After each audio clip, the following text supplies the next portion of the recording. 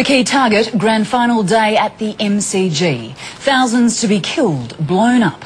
And now we find out that the homegrown terrorist who plotted it all was on welfare payments for 19 years. He never worked a day and has cost us millions.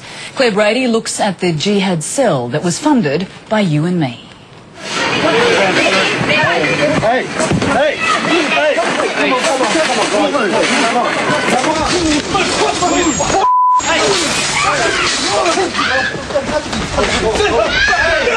This is what they think of us, a law unto themselves outside Melbourne's courts. With charges laid, Australia was about to discover what Muslim cleric Abdul Benbrika had in store for us. Anyone who fights for the sake of Allah,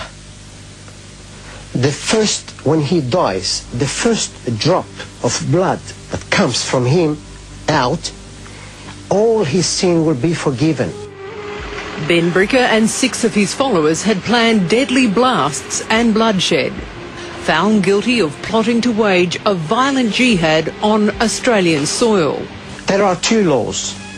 There is an Australian law, there is an Islamic law. And if that wasn't bad enough, it's now been revealed that you were paying for him to plot his vicious attacks, every day making his deadly plans with your taxpayer funds. He hadn't worked in 19 years. That's around 7,000 days. And with 7 children, his welfare payments netted him about $1 million of our money. The agencies that send out, the dole payments and give baby bonuses to people, a lot of these people that come to this country, they're taking money off the Australian taxpayers, and yet at the same time they're plotting against us. I mean, it just seems crazy that the departments don't talk to each other. I mean, does immigration ever talk to ASIO? Does ASIO ever talk to immigration?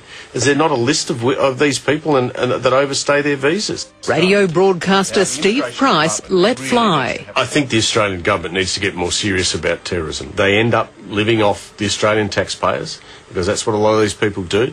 Not only were we paying him and his family, but he shouldn't have been on our shores. Benbrika was an illegal immigrant ordered out of Australia 3 times, in 1990, 94 and 95. He was told to get out, go home to Algeria. But instead he fell off the immigration radar, married a Muslim Australian and won an appeal to call Australia home, and kept on plotting to destroy our way of life, comforted in the fact we were funding it all.